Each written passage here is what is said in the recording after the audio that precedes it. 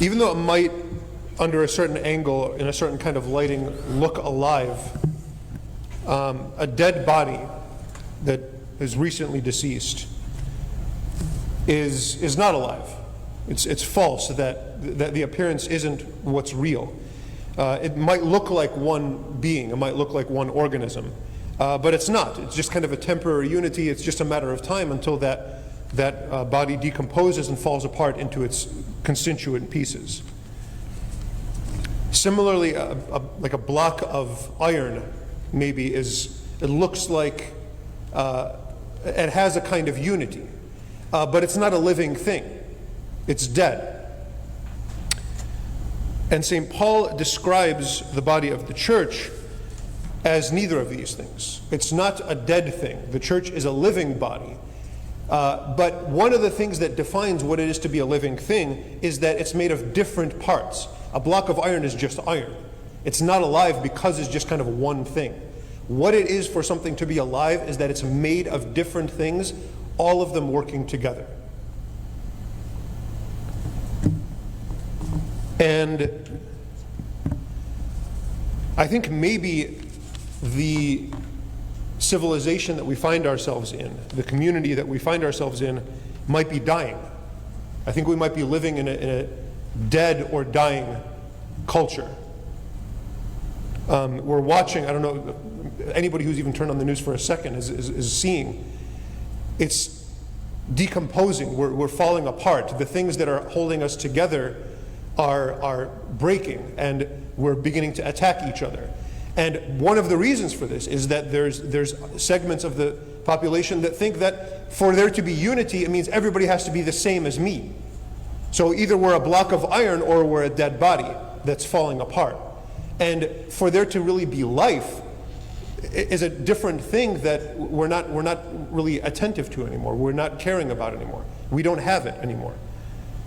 Division, the kind of decomposition that happens when something dies, socially speaking, comes because of selfishness, comes because of hatred. And it's effortless. It's easy for a human being to be selfish.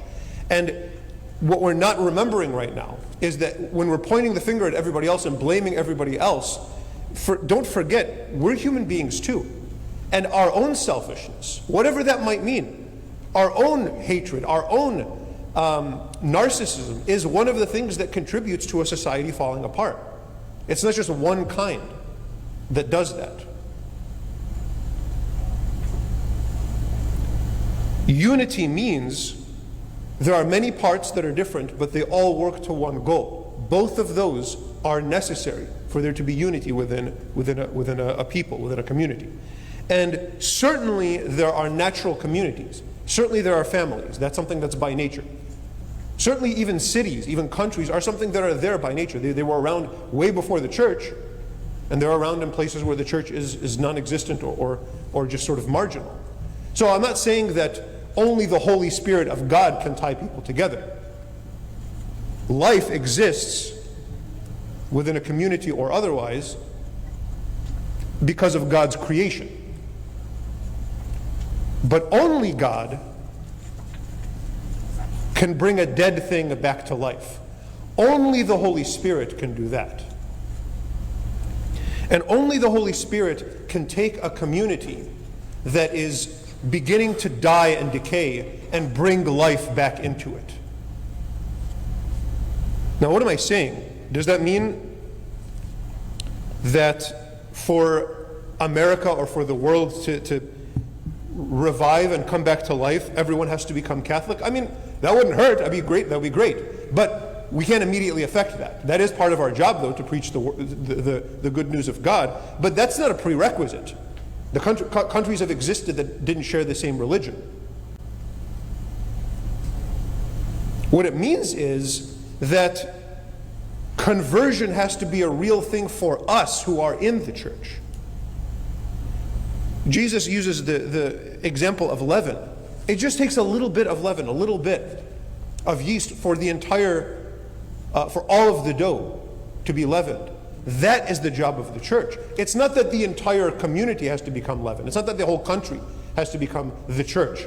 It's that the church has to be the church. And if the church is the church, then the whole world will change, just from us being ourselves.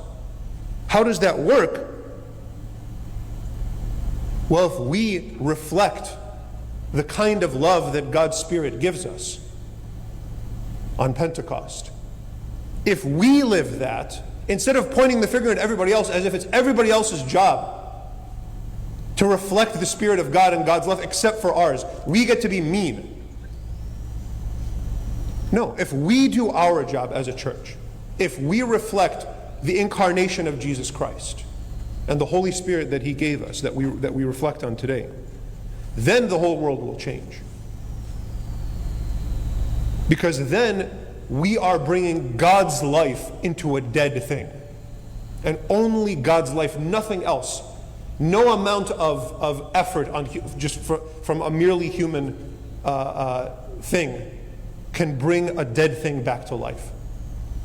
So we have a serious responsibility now to live our faith more than we ever have, and to live and grip ourselves to Jesus Christ at every possible moment, and to show the world who Jesus really is. And then the gifts of the Holy Spirit can be brought into the world. The spirit of wisdom. Wisdom in knowing that God is our highest good. Not money, not power, not lust. That God is our highest good. The spirit of wisdom, the spirit of understanding. Understanding that the whole truth isn't going to be on just one side. Understanding that maybe other people that are opposite us have a point, wherever we are. The spirit of counsel. The prudence to balance that a political community, that a world needs more than just ideology. It needs prudence. It needs thoughtfulness. The spirit of fortitude. The bravery, the courage to stand up for the truth and for justice. The spirit of knowledge, to know the best way to get the result that we want, not just complain. The spirit of piety, respect for what is holy, including all human life. The spirit of fear of the Lord, life that He gave us is not a game. That this is not a joke, that this life is real and it is a holy and sacred gift from God that we are responsible for, that we have to do something real with, that God Himself is real. And in this spirit, brothers and sisters, we can do more than just complain. We can witness to the true Spirit of God that descended upon the church at Pentecost. And we can say with God, with Jesus Christ, as He said to the disciples, "Peace be with you." And those words will have power and effect in the world. Amen.